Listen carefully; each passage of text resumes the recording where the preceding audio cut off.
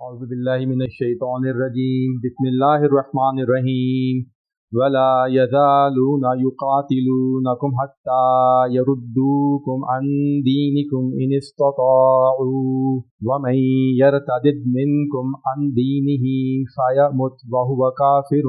فاولئک حبطت اعمالہم فی الدنیا والآخرہ واولئک اصحاب النار ہم فیہا خالدون۔ اللہ تعالیٰ فرما رہے ہیں اور نہیں وہ باز آئیں گے اور وہ جنگ کریں گے تم سے یہاں تک کہ وہ پھیر دیں تم کو تمہارے دین سے، اگر اس کی استطاعت وہ رکھیں یا اگر وہ اس کی طاقت رکھیں۔ شرط آئیے، اور جو کوئی پھیرا تم میں سے اپنے دین سے پس وہ مرا اور وہ کافر ہے۔ وہی لوگ ہیں ضائع ہوئے اعمال ان کے دنیا کے اندر بھی اور آخرت کے اندر بھی، وہی لوگ ہیں آگ والے یا آگ میں رہنے والے اور وہ اس میں ہمیشہ رہیں گے۔ سورہ بقرہ کی آیات مبارکہ جو چل رہی ہیں 216 217 کا، جو ہم نے ابھی ایک حصے کا ترجمہ کیا اور اس کے بعد جو 218 آیت مبارکہ آئے گی انشاءاللہ، اس کے اندر مضمون ایک ہی چل رہا ہے اور اس کے مختلف پہلو اللہ تعالیٰ ہم کو بتا رہے ہیں۔ سب سے پہلی بات جو ہم کو سمجھ آتی ہے وہ یہ کہ اللہ تعالیٰ نے آیت نمبر 216 کے اندر ایک اسلامی مملکت جس میں رسول اللہ صلی اللہ علیہ وآلہ وسلم موجود تھے، قتال کو فرض کر دیا، اور اللہ تعالیٰ نے اس کو احکامات دیے کہ قتال کے اندر ایک اسلامی ریاست کو کن وجوہات کی بنا پہ قتال فرض ہوتا ہے اور اس کو کس طرح سے قتال کرنا چاہیے، اور یہ صرف اور صرف ایک ریاست کی ذمہ داری ہے اور صرف ایک ریاست کا حکمران ہی اس کی اجازت دے سکتا ہے۔ کوئی گروہ، کوئی شخص یا کوئی جماعت قتال نہیں شروع کر سکتی، ورنہ وہ پھر فساد فی الارض ہو جائے گا۔ جو باتیں ہم کو سمجھ آئیں، دوسری بات وہ یہ کہ ہم اپنے جو مطالعہ کرتے ہیں دین کا، اس میں غزوہ بدر سے پہلے جو سریہ ہوئے ہیں اور جو غزوات ہوئے ہیں ان کا عام طور پہ ذکر نہیں کیا جاتا۔ جو 8 سریہ اور جو غزوات ہوئے ہیں، جو کہ ایک انتہائی اہم مہم کا آغاز کیا تھا صلی اللہ علیہ وسلم نے مدینے کے اندر تقریباً 6 سے 7 مہینے بعد ہی ہجرت کے، جب مواخات ہو گیا، مسجد نبوی کی بنیاد بن گئی اور لوگ ایک اسلامی ریاست کے زیر اثر آ گئے، کیونکہ رسول اللہ صلی اللہ علیہ وسلم اس ریاست کے سربراہ ہیں۔ تیسری ایک اور انتہائی اہم بات وہ یہ ہے کہ جہاں جہاں قرآن کے اندر قتال کا ذکر آتا ہے، چاہے وہ غزوہ بدر ہو، غزوہ احد ہو، غزوہ احزاب ہو، غزوہ تبوک ہو، یا جو بھی مہم اللہ تعالیٰ کے رسول صلی اللہ علیہ وسلم نے شروع کی، ایک چیز ہم لوگوں کے ذہن سے نکل جاتی ہے، اس کے بارے میں عام طور پہ بات نہیں کی جاتی، وہ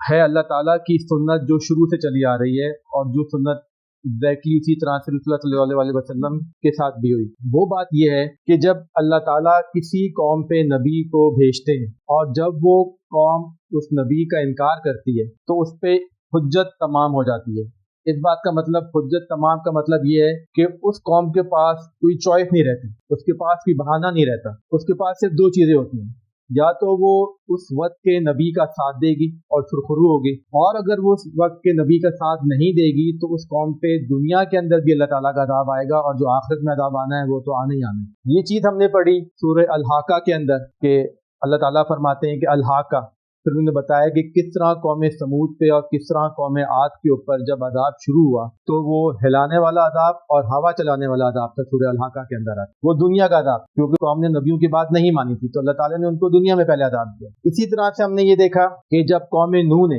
حضرت نوح علیہ السلام کی بات نہیں مانی تو ان کو جو دنیا کے اندر عذاب آیا تھا وہ عذاب تھا کہ اللہ تعالیٰ نے ان کو ڈبو دیا تھا، اور جو لوگ حضرت نوح علیہ السلام کے ساتھ تھے وہ کشتی میں بچ گئے تھے۔ اسی طرح سے ہم نے یہ دیکھا جب حضرت موسیٰ علیہ السلام کے زمانے کے اندر جب قوم فرعون نے حضرت موسیٰ علیہ السلام کی بات نہیں مانی اور اللہ تعالیٰ کے نبی نے اس وقت فرعون کو 9 نشانیاں یا 9 معجزات دکھائے تو انہوں نے اس کا انکار کیا، تو وہ لوگ جو موسیٰ علیہ السلام کے ساتھ تھے وہ دریا سے نکل کے بچ گئے، آگے چلے گئے، اور فرعون اپنی فوج کے ساتھ دریا کے اندر غارت ہو گیا۔ تو یہ اس فرعون کا عذاب تھا دنیا کے اندر، اور جو آخرت کا عذاب ہے وہ ان سب لوگوں پہ قائم و دائم رہے گا۔ بالکل اسی طرح سے جب رسول اللہ صلی اللہ علیہ وسلم عرب کے اندر آئے تو 2 گروپ بنے، ایک وہ گروپ بنا جو کہ رسول اللہ صلی اللہ علیہ وسلم کے ساتھ تھا، جن کو ہم صحابہ کرام رضی اللہ عنہم کہتے ہیں، اور دوسرا گروپ وہ بنا جو ان کے مخالف تھا۔ تو جو مخالف گروپ تھا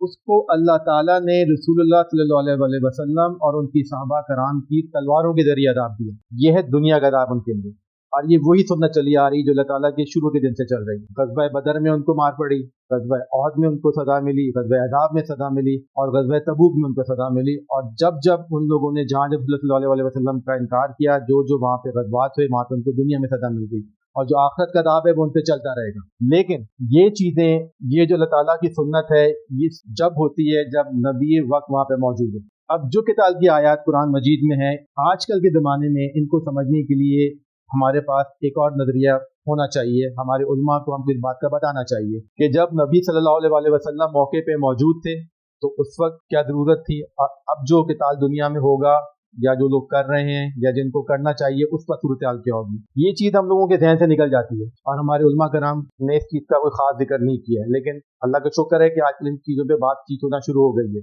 آج کل کے زمانے کے اندر سب سے پہلی بات تو یہ ہے کہ ہم کو سمجھنا چاہیے قتال صرف اور صرف ایک اسلامی ریاست کے اوپر فرض ہے، اور جب تک کہ اس کا سربراہ اس کو حکم نہ دے وہ ریاست قتال نہیں کر سکتی. اور کون سی اسلامی ریاست پہ فرض ہے؟ جس کے اپنے اندر دین نافذ ہے. اگر ایک ایسی ریاست جس کے اندر اپنے اندر ہی دین نافذ نہیں ہے، وہاں پہ عدل و انصاف کا بھی نظام نہیں ہے، وہاں پہ جو امیر ہے وہ اپنی پیسے کے سر کے اوپر سب کچھ کروا سکتا ہے، اور جو مظلوم ہے اس کی زندگی جانوروں کی طرح کی ہے، تو کسی اور ملک میں جا کے قتال کیا کرے گا؟ وہ پہلے سے چاہیے اپنے اندر اسلامی نظام نافذ کرے. ایک اور بات، قتال کا مطلب صرف اور صرف اللہ تعالیٰ کے دین کو سرخرو کرنا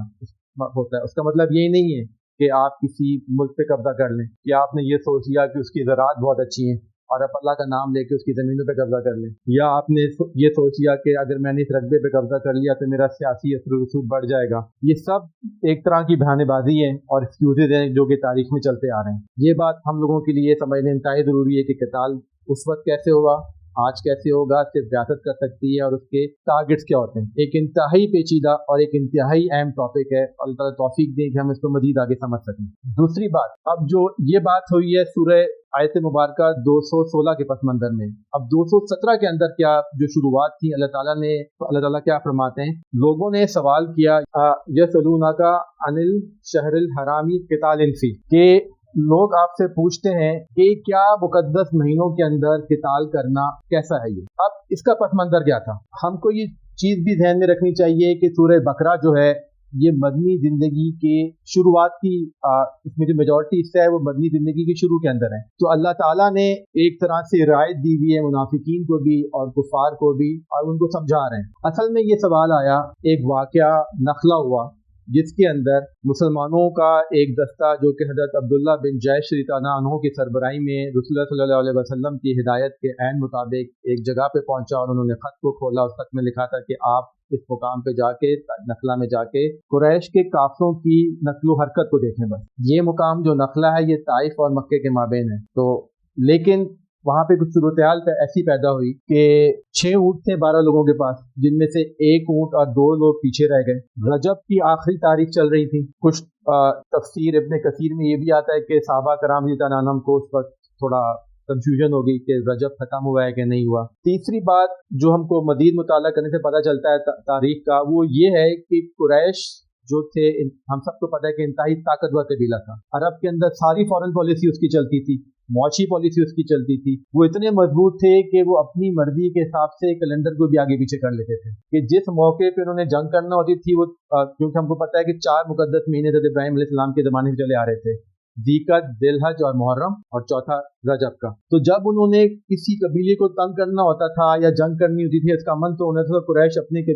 کیلنڈر کو بھی آگے پیچھے کر لیتے تھے. اور ہم کو اس بات کا پتہ ہے کہ کیلنڈر اگر ایک دفعہ آگے پیچھے ہو گیا تو اس میں کنفیوژن ہی رہتی ہے. اس بات کا ثبوت ہمیں یہاں سے ملتا ہے جب صلی اللہ علیہ وسلم نے مکہ کو آزاد کرایا تو جمعے کو جو خطبہ دیا انہوں نے یہ فرمایا اس کے اندر کہ آج سے کیلنڈر فکس ہو گیا ہے، آپ اس کو کوئی نہیں چھیڑ سکتے. تو کیلنڈر اس کا مطلب ہے پیچھے چینج تبدیل ہوتا رہتا تھا. تو جب اس صورتحال کے اندر صحابہ کرام نے جو نخلا کے اندر موجود تھے ایک قافلے پہ حملہ کر دیا، تو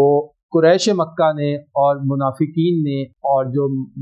مدینہ کے اندر بنو اسرائیل کے لوگ تھے انہوں نے شور مچایا کہ یہ کیسے مسلمان ہیں، اور ان کے نبی کریم صلی اللہ علیہ وسلم نے کس طرح کی اجازت دے دی کہ آپ ایک مقدس مہینے کے اندر حملہ کر دیں. اس پہ بڑا شور مچا، اور اس سے بالکل پہلے تحویل قبلہ ہو چکا تھا. ابھی وہی شور ختم نہیں ہو پا رہا تھا کہ ایک یہ نیا مسئلہ کھڑا ہو گیا، ایک فتنہ کھڑا ہو گیا مدینے کی ریاست کے اندر. تو اس کا جواب اللہ تعالیٰ نے خود یہاں پہ دیے کہ قریش مکہ نے سوال کیا. اللہ تعالیٰ یہ بھی یہاں پہ کہہ سکتے تھے قرآن مجید کے اندر، اور منافق آپ سے سوال کرتے ہیں کہ قتال کیسا ہے مقدس مہینوں میں، لیکن ابھی کیونکہ یہ شروع کی مدنی آیات چل رہی ہیں اللہ تعالیٰ نے پردہ رکھا ہوا ہے کیونکہ ابھی بھی منافقین کے لیے ایک ہدایت کا راستہ موجود ہے. ہم یہ دیکھتے ہیں کہ منافقین کے ساتھ اللہ تعالیٰ کا جو رویہ ہے وہ جیسے جیسے غزوات ہو رہے تھے، غزوہ بدر، غزوہ احد، غزوہ احزاب، اور سورہ توبہ جب ہم دیکھتے ہیں اس میں وہ سخت سے سخت ترین ہوتا چلا گیا، لیکن اللہ تعالیٰ نے یہاں پہ بھی پردہ رکھا ہوا ہے. سوال ہوا ہے جنرل، اور وہ آپ سے سوال کرتے ہیں اس آیت مبارکہ کا شروع کیسا ہے کہ مقدس مہینے میں قتال کیسا ہے. اللہ تعالیٰ نے اس کو جواب دے دیا، کہہ دیجیے کہ وہ اس میں بڑا گناہ ہے، یہ اچھی بات نہیں ہے قتل کرنا، لیکن کیونکہ اللہ تعالیٰ انسانوں کی نیتوں کو جاننے والے ہیں اور ان کو پتا تھا کہ ان صحابہ کرام رضی اللہ عنہم کی نیت بالکل صحیح تھی، وہ تو اپنی جان دیتے تھے رسول اللہ صلی اللہ علیہ وسلم کے لیے. تو وہ جواب وہاں پہ ختم ہوا. مزید اللہ کیا فرما رہے تھے ان سے آیت سے پہلے، لیکن جو قریش مکہ کیا کرتے تھے، وہ مسجد حرام سے مسلمانوں کو نکالتے تھے، اللہ تعالیٰ کا انکار کرتے تھے، اور جو مسجد حرام میں لوگ رہتے تھے ان کو وہاں سے نکال دیتے تھے اور اللہ تعالیٰ کے راستے سے روکتے تھے. تو اللہ تعالیٰ کہتے ہیں آیت مبارک شروع میں، لیکن اس سے بڑا گناہ یہ ہے کہ تم اللہ تعالیٰ کے دین سے لوگوں کو روکو اور اللہ تعالیٰ کا انکار کرو اور مسجد حرام سے لوگوں کو نکالو. اللہ تعالیٰ نے ان کو بھی جواب دے دیا. اور مزید آگے کیا فرمایا، والفتنۃ اکبر من القتل، اور جو فتنہ ہے وہ زیادہ بڑا گناہ ہے قتل سے. بالکل اس کے شروع میں آیا والفتنۃ اکبر من القتل. اب اس آیت مبارکہ کے بارے میں جو ہمارے اکابرین دین ہیں وہ یہ کہتے ہیں کہ یہ آیت مبارکہ پیش خیمہ بنی ہے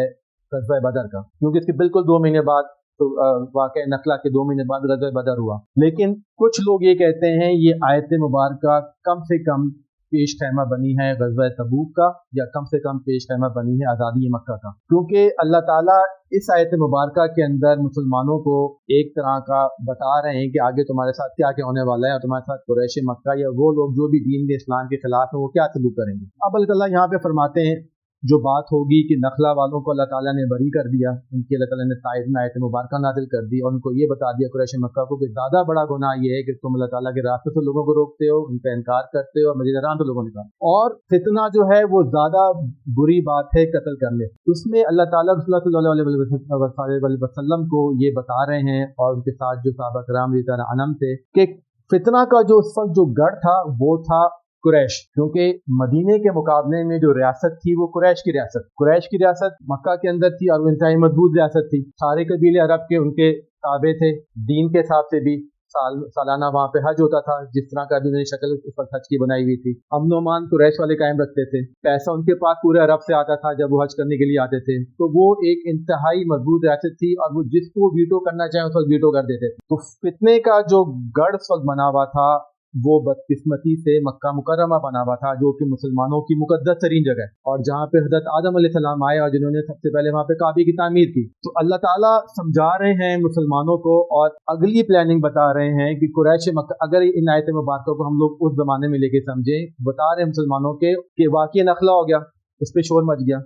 تحویل قبلہ ہو گیا، اس پہ شور مچ گیا، اور وہ مزید آگے فرما رہے ہیں کہ اور وہ لوگ نہیں بعد آئیں گے، یعنی کہ قریش مکہ اس وقت یا جو بھی اس وقت دین اسلام کے خلاف ہے، رسول اللہ صلی اللہ علیہ وسلم کی مخالفت کرتا ہے، وہ لوگ بعد نہیں آئیں گے اور وہ تم سے جنگ کریں گے یہاں تک کہ وہ پھیر دے تم کو تمہارے دین سے آگے. یعنی کہ سختیاں آنے والی ہیں، ابھی جو بڑے غزوات ہیں، غزوہ بدر، غزوہ احد، غزوہ احزاب کا سلسلہ شروع ہونے والا ہے، اور ایک جنگ ایک کمزور مملکت کے لیے انتہائی سخت چیز ہوتی ہے اور وہ پھیر دے تم کو تمہارے دین سے اگر وہ اس کی طاقت رکھتے ہوں. اللہ تعالیٰ نے ساتھ میں یہ بھی کہہ دیا اگر وہ اس کی طاقت رکھتے ہوں. جو بظاہر ہم کو نظر آتا ہے کہ جو بھی شخص دین اسلام کے خلاف ہے اس زمانے میں یا ابھی تو اس کے پاس طاقت ہے، لیکن اللہ تعالیٰ کہتے ہیں اگر وہ اس کی طاقت رکھتے ہیں. طاقت ان کے پاس یعنی کہ نہیں ہے. اللہ تعالیٰ نے یہاں پہ شرط ڈال دی ہے. نقصان انسان کا کہاں سے ہوتا ہے؟ اللہ تعالیٰ مزید فرما رہے ہیں اور جو کوئی پھرا تمہارے دین میں، تم میں سے، تمہارے دین میں سے، پس وہ مرا کافر. اگر اس کو موت آ گئی اس کے اوپر، چاہے اس زمانے میں جو شخص دین اسلام سے پھرا، چاہے اس نے اپنی ساری نمازیں رسول اللہ صلی اللہ علیہ وسلم کے پیچھے پڑھی ہوں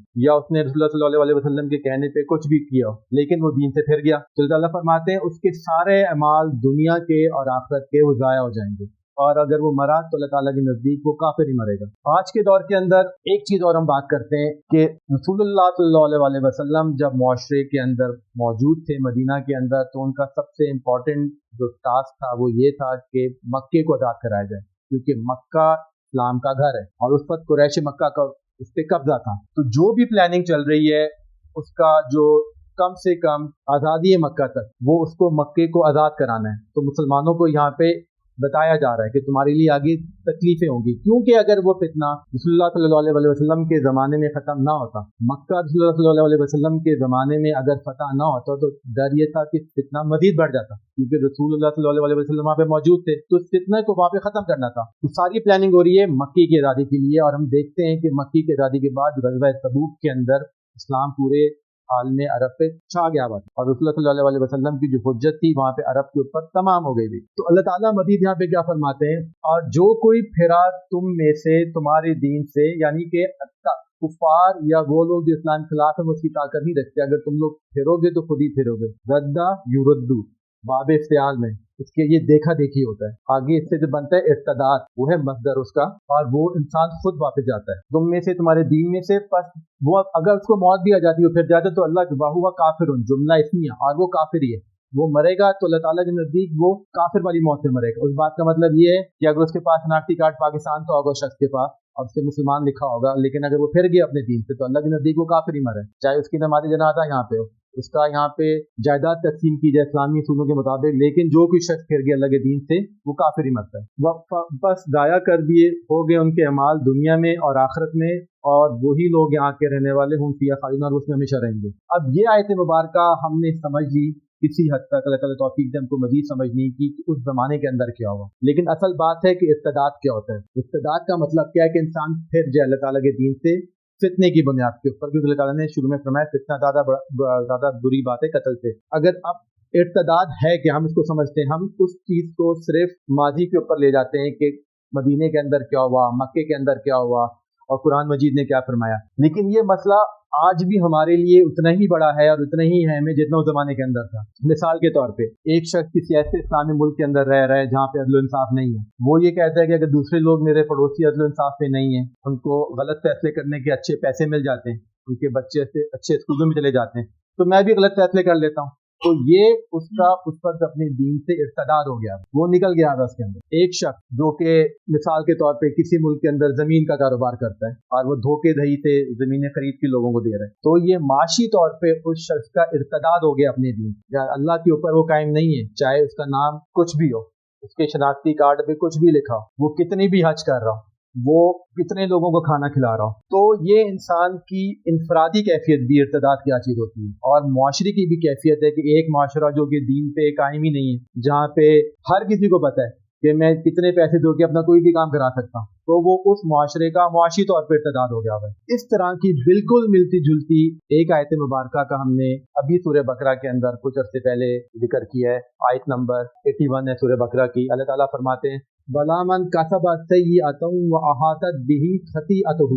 فَأُولَٰئِكَ أَصْحَابُ النَّارِ هُمْ فِيهَا خَالِدُونَ وَأُولَٰئِكَ أَصْحَابُ النَّارِ هُمْ فِيهَا خَالِدُونَ. بالکل وہی بات آئی ہے. تو اس آیت مبارکہ کو جب ہم نے پڑھا اور اس آیت مبارکہ کے اوپر تقریباً تمام علماء کرام کی ایک ہی رائے کہ ایک شخص اگر کسی ایک کبیرہ گناہ کے اندر پھنس گیا اور وہ شخص اس کبیرہ گناہ کو متواتر کر رہا ہے تو وہ اللہ تعالیٰ کے نزدیک دین اسلام سے فارغ ہو گیا ہوگا. صرف ایک کبیرہ گناہ جس کو وہ دہرائے جا رہا ہے بار بار، تو وہ اللہ تعالیٰ کے نزدیک اسلام سے فارغ ہے. یہ تمام علماء کرام کی اس پہ رائے جب ہم نے آیت مبارکہ کو پڑھا تھا، چاہے اس کا نام کچھ بھی ہو، وہی بات، اس کا خاندان کب سے اسلام کے اوپر قائم ہو، لیکن کیونکہ وہ ایک گناہ نے اس کو شرک میں مبتلا کر دیا ہے، وہ گناہ کی محبت میں مبتلا ہے، اور وہ محبت وہ اللہ تعالیٰ کے کم سے کم برابر لے کے آ گیا گناہ کے اندر، کیونکہ اسے دہرائی جا رہا ہے تو وہ دین اسلام سے خارج ہے. تو اللہ تعالیٰ توفیق دے ہم لوگوں کو کہ جو آج ہم نے بات کی کہ قتال اس زمانے میں جب رسول اللہ صلی اللہ علیہ وسلم موجود تھے اور معاشرے پہ حجت تمام ہو رہی تھی، جس طرح جب نبی آئے اس معاشرے پہ حجت تمام ہوئی، تو اس پر اس کا